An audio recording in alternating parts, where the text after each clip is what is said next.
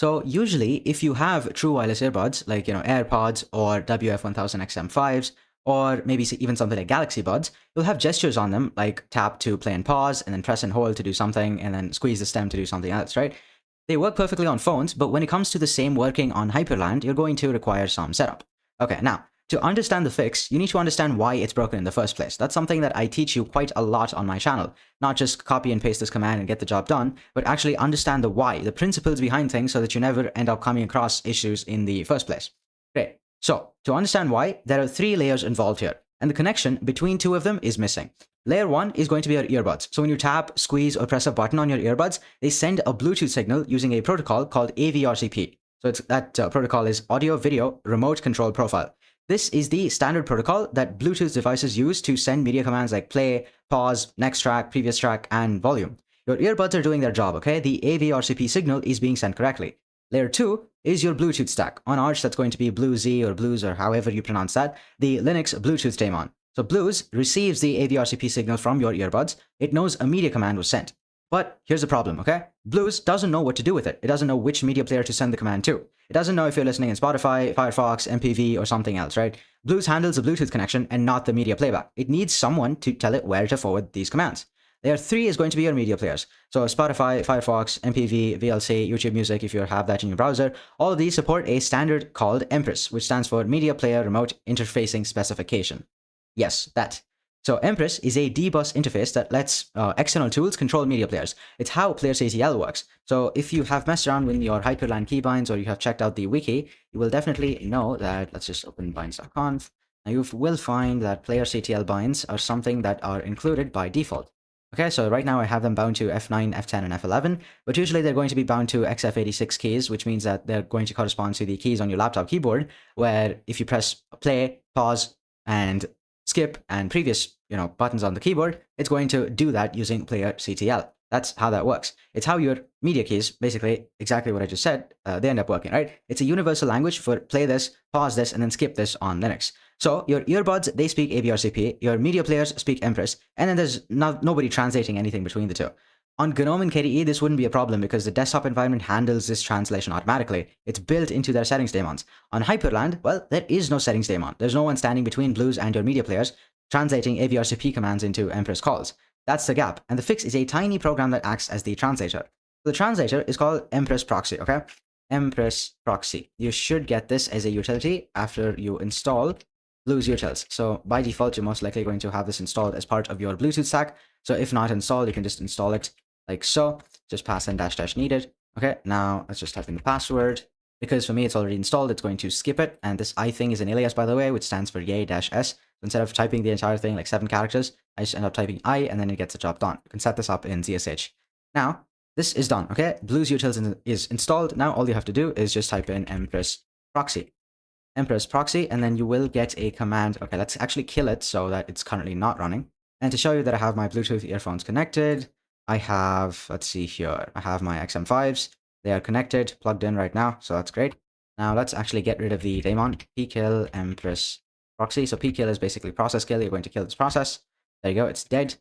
Now if I try to run it again, because the process isn't running, it's going to fail. And now, if I tap the thing on the, the touch-sensitive area on the earbud, the right one, it should start playing with the daemon running. But because, of course, it's not running, it's not going to do that. Let's actually run this now. And as you can see, it says this. So org.bluez appeared, Bluetooth adapter found. If it says this, then you're pretty much good. Now, if I press something, okay, I'm pretty sure you were not going to be able to hear that. But anyway, the audio started playing. You can even see the, play pause icon change over here. So let me just press that again on my earbud. There you go. It changes like that and works just as it should. Now, there's only one problem, right? If you run it from the terminal and then you close the terminal, the daemon is no longer going to be running in the background, which means that you're not going to be able to use the same functionality that you could when the daemon was running. So there is a temporary as well as a permanent fix for this.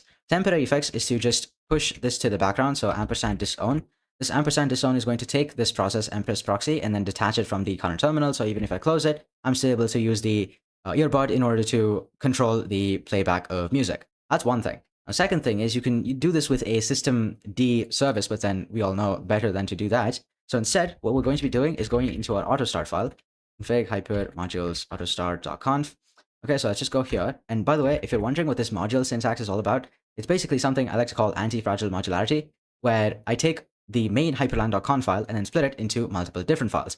So instead of having to just have every single setting inside of one file, if you split it into multiple different files, it makes configuration much easier.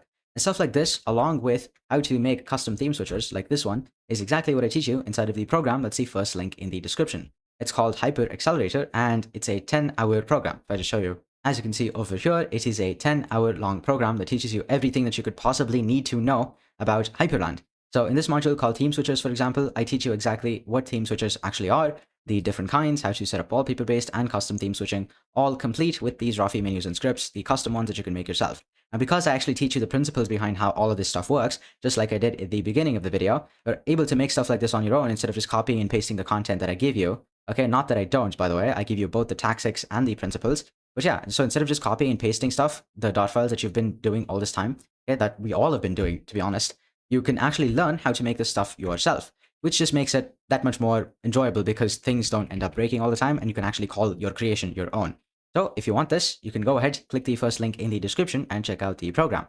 I also covered how you can turn Hyprland into a desktop environment with desktop dynamism. This one is an hour, 15 minutes long. As you can see right over here, there is quite a lot of stuff we cover here as well.